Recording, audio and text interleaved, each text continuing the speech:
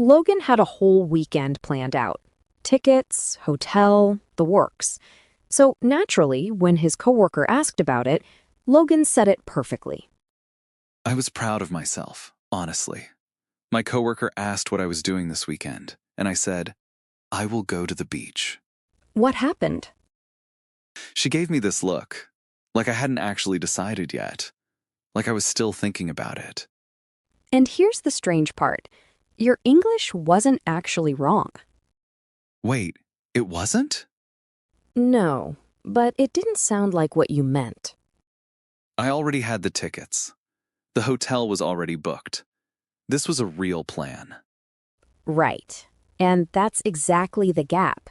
You used the grammar for a decision happening right now when you'd already made the decision. That one sentence made the whole trip sound uncertain. Stay with us. This is Easy English with PJ. I'm Logan. And I'm PJ. Let's get into it. So what should I have said? Back at the coffee machine? About the beach trip?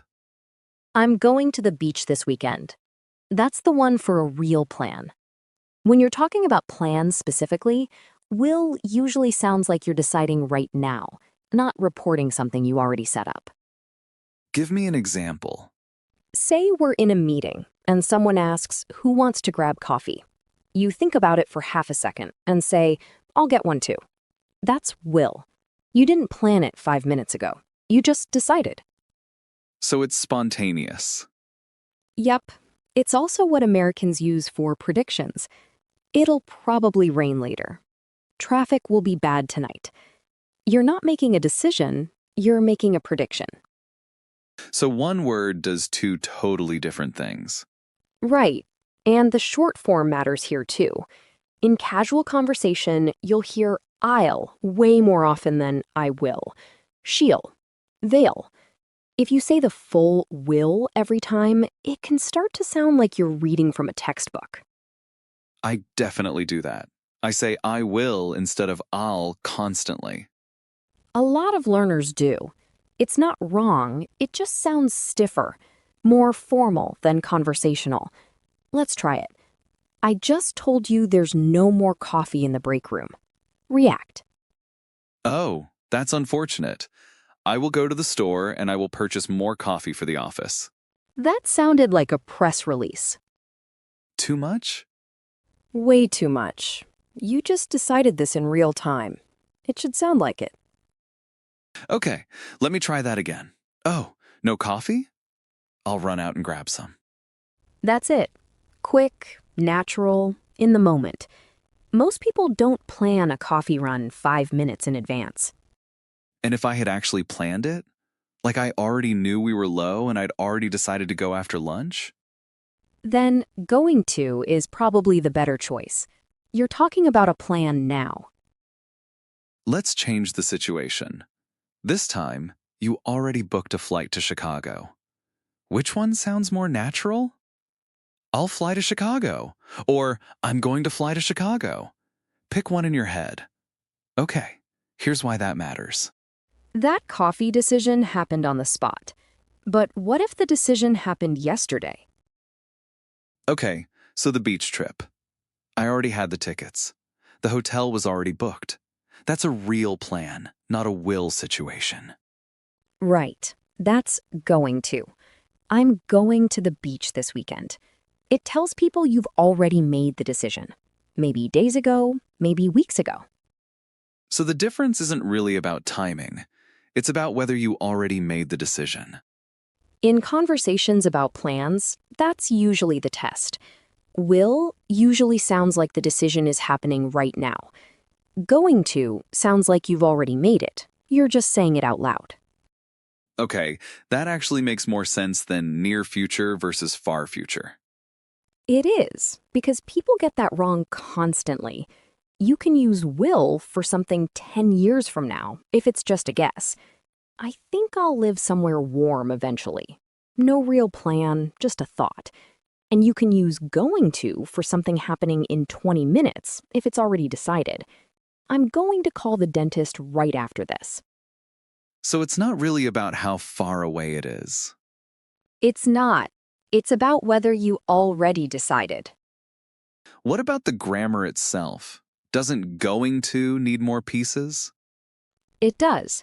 You need am, is, or are, plus going to, plus the verb. I'm going to call. She's going to call. They're going to call. Will doesn't change at all. I will, you will, he will, she will, we will, they will. Identical every time. So will is actually the easier grammar. The grammar's easier. Knowing when to use it, that's the tricky part. More pieces to remember with going to, but once you know it's a real plan, it's pretty hard to get wrong. Tell me about something you've actually already planned. Not made up. Real plan. Next Friday, I will visit my sister in Chicago. I already have the train ticket. You have the ticket. You already made the decision. And you used will. That's backwards. Completely backwards. If you've got the ticket, you're not deciding anything right now. Okay, next Friday, I'm going to visit my sister in Chicago. I already have the ticket. There it is. Now the grammar matches the reality. Should have been obvious from the ticket, honestly. Usually, yeah. If you've already got proof, a ticket, a reservation, a calendar invite, going to is usually the more natural choice. What about all the time words? Tomorrow, next week, in 2 days. Do those change anything? Not really, and that's actually freeing once you realize it. They just attach to whichever one you needed already. I'll probably call you tomorrow is a guess. I'm calling you tomorrow, or I'm going to call you tomorrow, is a plan. The time word doesn't decide which one you use.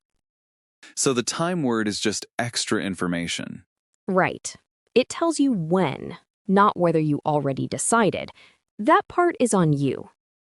I think I've been assuming next week automatically means going to, and tonight automatically means will. A lot of learners assume that, but think about it. Tonight I'm going to finish this book. That's tonight, and it's a real plan. Next year I'll probably move somewhere new. That's next year, and it's just a guess. Same time words, opposite grammar. So every time I'm about to say something, I just ask myself that. Every time. That one question solves almost all of it. Back to that flight you already booked. Did you already decide? Yes, Then going to. that's it. That one question solves almost all of it. Before we wrap up, quick recap. Will doesn't change. I'll, you'll, she'll, we'll, they'll. Same form every time. Going to needs am, is, or are. And that's basically all the grammar there is. After that, it's just about whether you've already decided. Coffee run, that's I'll. Already had the ticket, that's going to. That's really it. Quick one before we close it out. Your friend texts you they're running late and asks what you're doing tonight. You already had plans before she even texted. Which sounds more natural? I will stay in and watch a movie. Or, I'm going to stay in and watch a movie. I already know which one I'm picking. Yeah, you'd better. Let's bring it together. We started today with Logan at the coffee machine, sounding unsure about a trip he'd already fully booked.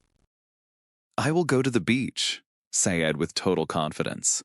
Sounded completely uncertain. What we found today is that will and going to aren't really about near future versus far future. They're about one simple question. Did you already decide, or are you deciding right now? Already decided. Ticket in hand, calendar marked? That's going to.